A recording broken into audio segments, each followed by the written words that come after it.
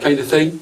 So, well, I'm very pleased to be here with a very good friend of mine, Willis, or John Willis, as as you are these days. Yeah. So it's great to see you. I mean, we met on the folk scene some 40 odd years ago, and I think sometimes it's hard for people to remember just what a social scene it was. And we became friends almost by osmosis. Yes. Yeah. I can't remember where it would be. I was just trying to think myself, and I can't. Possibly around Wath, because I used to lend a hand out and helping to run Wath Folk Festival and the club for some time after Eric Presley had started it off. There's a man that wants a medal. Yeah, but it would have been around that scene, I think. Oh, it might have been in a flipping tent at Cleethorpes Folk Festival where we were drinking. Probably. Drinking. I mean, if anybody was to ask me to describe you, I would say that you're what I would consider like the ultimate fan of music. You've always been very fond of music, and you go to many festivals, many clubs, many different places where people play. But this is a question I've never asked you. Have you ever played music yourself? No, I haven't, and there's a story behind that, really. And just going back to your earlier point, that thing about music, I think it's one of the few kind of emotional experiences, I think, that you can always rely on. You know, it's with you in the moment, and it's there to look back upon, and it's sometimes stuff to look forward to as well. And I think there's nothing finer, and having done a bit of music promotion, I think there's nothing finer than putting together some sort of a performance or a collective partnership of an artist, an audience in a venue where everybody leaves thinking they've had a great time, say, oh thanks, that was brilliant. You know, so that's kind of a nice thing.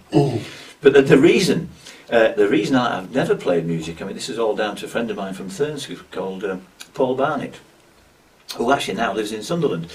And Paul Barnett, I don't think I should say, but I probably should, that he was always known as Fatty Barnett, because he was a big lad from Thurnscoe, and he's a lovely, lovely lad. He went on to work for Reg Vardy's up in the north east for a long, long time, still lives in Sunderland, comes from Thurnscoe, used to get on the same school bus.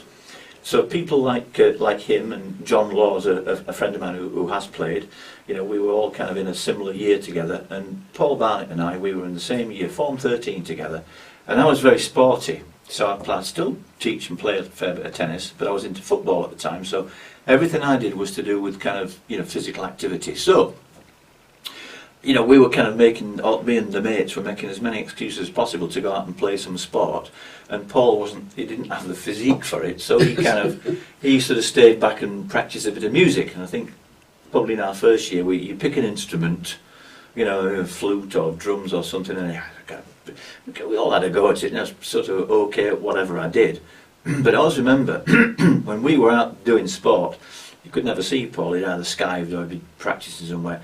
And I always remember at the end of the very first year, there was always a school concert. This is at Wath Grammar School, and we had Alan Taylor on, funnily enough, in the big hall, and Paul Barnett had been practicing guitar kind of secretly in his bedroom and all that kind of stuff, and he was asked to do the support, and we were all going there, what's Fatty Barnett doing up there? that kind of situation.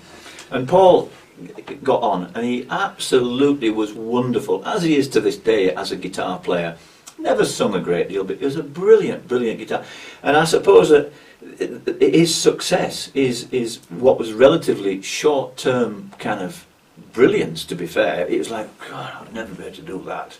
So made that mistake of never actually starting.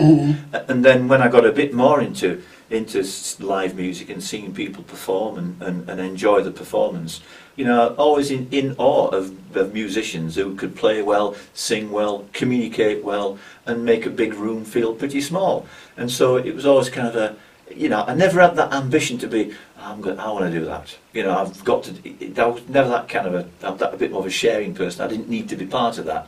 I was happy to be the audience part, or latterly the organisational part. So the reason I never played an instrument is all down to Paul Barnett. It's his fault. I'll find him. Okay, I'll find him. Exactly where he lives. I know where he lives. Okay, and he's a great player to this day. But I mean, I knew you from folk circles, but your musical tastes weren't restricted just to folk music, were they? Even at that time? No, in fact, it's only last week I took my 17-year-old son Owen up to York. We went up to Fibbers. I thought it was part of his education. We went to see Zal Cleminson's new band, called the Sin Dogs, and of course Zal Clemenson, was the kind of really famous guitar player that worked with the sensational Alex Harvey band. Yes. And they were. He was the one who was always white-faced clown and the right. Yeah, and the green jumpsuit. Fantastic band. It was unbelievable, and maybe not wishing ill of the dead, but Alex, I went to see the first time I went to see Alex Harvey live. It was ever so funny, really. I was actually meeting a girl at Sheffield Station. We were off on a date somewhere, and I'm waiting at the bottom of the steps at the Midland Station. There's all these people disembarking from this train, a lot of people, and this bloke come round, and he tripped up at the top, come bowling down these stairs, fell on the floor and going, oh my goodness, hair tousled, ripped jeans, leather jacket, sort of stripy t-shirt. It wasn't Jeslo, and I kind of helped this guy up. I said, "Are you all right, fella?" Aye. I don't know if he had a drink or not, but he just tripped up and he fell on the stairs. Anyway, that was that. Anyway, me and this girl, we went out for a bite to it. I said, "Oh, there's probably a concert on at Sheffield City Hall. Shall we go?" It's this sensational Alex Harvey band. I've never heard of them. We'll go and see them. So we went to see them. They were absolutely fantastic. On stage, there's this guy, ripped jeans, leather jacket, stripy t-shirt, tousled hair, Alex Harvey. So, it was brilliant. So, my musical taste, I suppose, as well as my sort of religion's a bit Catholic, and sometimes a bit eccentric. But I've really always liked stuff that it's just good. It's not like, is it this genre, is it that genre, is it good, do I enjoy it? And I'm very open to accept that, really, still to this day. I mean, for certain, you've broadened my musical understanding. I mean, there'd be things that I would never even think about something playing or listening to. But you've said, oh, you've got to listen to this. Or when we talk on the phone, you'll say, have you seen so-and-so? Yeah. There's an enthusiasm there, which is why I said earlier that I think you're just like such a fan. Yeah, I think that's a sharing thing as well, I guess, as well. And I suppose if I ever did, I'll probably never be able to do it, but if I ever did anything in music, really, the thing that I've done a couple of times, more by accident than design, is to do a bit of low-scale producing, if you know what I mean. There's a couple of bands that I've put on and I've worked with and they've been in rehearsals. And I'm sitting there, I'm Johnny Punter, right, and I've seen lots and lots of music, and I've kind of said, listen lads, if you don't mind me saying, I hope you don't mind, but actually, if you did this way and that way, and cut the sound up a bit more, you'd actually make much more impact. And as a band that people might not have seen before, your primary job really is not just to entertain, it's for you to make sure that the people who leave remember who you were and what you did. And another little story, I think I remember going back to my son Owen. I took him down to Nottingham. He'd only be about 4 or 5 years of age. I took him to see Bob Fox, who we both know. And Bob's a brilliant singer, a great guitar player and that. And I forget what song it was, but he did this great song. And there was a guitar bit in the middle, and I'm going, it's haunting me.